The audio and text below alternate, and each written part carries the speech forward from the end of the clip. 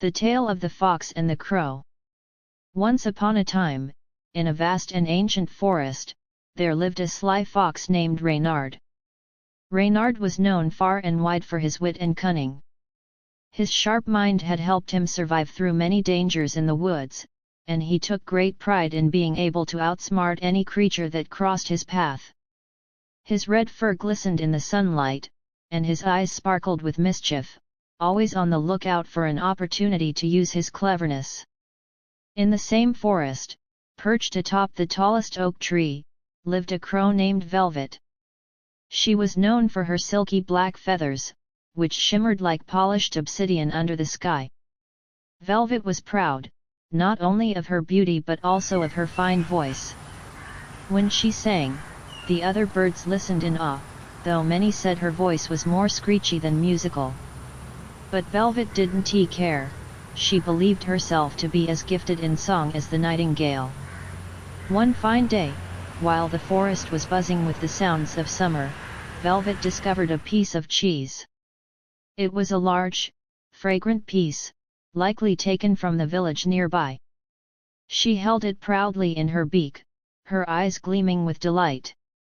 With her prize in her possession, she flew up to a sturdy branch of her favorite oak tree, eager to enjoy the treat in peace.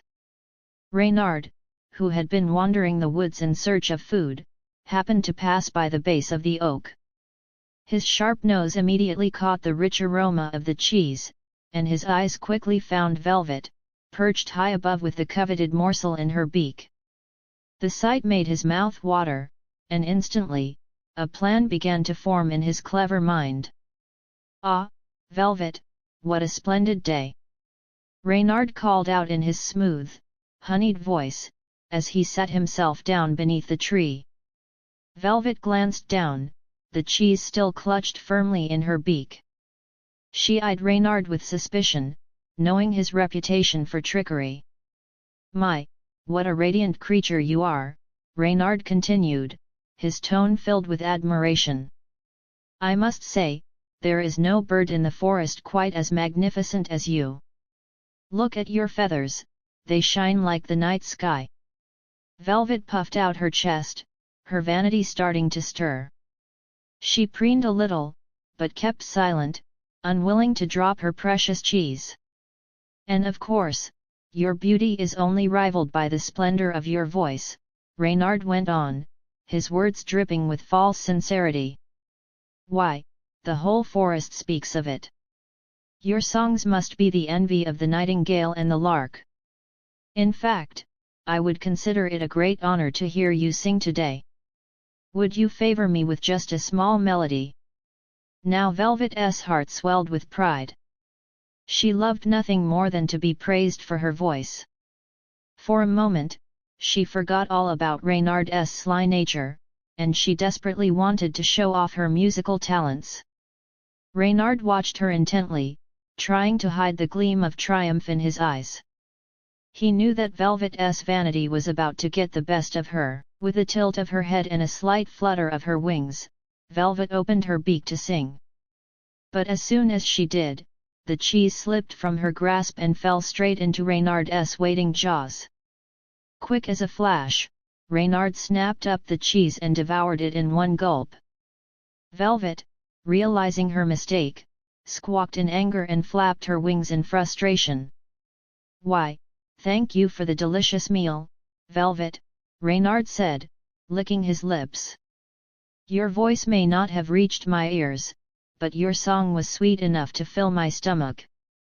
Velvet cawed furiously, but it was too late. The cheese was gone, and Reynard had tricked her. She glared down at the fox, her pride wounded more than anything else. Reynard, feeling quite pleased with himself, wagged his tail as he prepared to leave. But before he went, he glanced back up at Velvet and said, "Let this be a lesson, dear Velvet, flattery can be a dangerous thing. Next time, perhaps it would be wiser to keep your mouth shut literally." With that, Reynard trotted off into the forest, his belly full and his spirits high. Velvet, left alone on her branch, brooded over the loss of her cheese. But as she sat there, watching Reynard disappear into the trees, she began to think. Yes, the fox had tricked her, but perhaps she could learn from this encounter.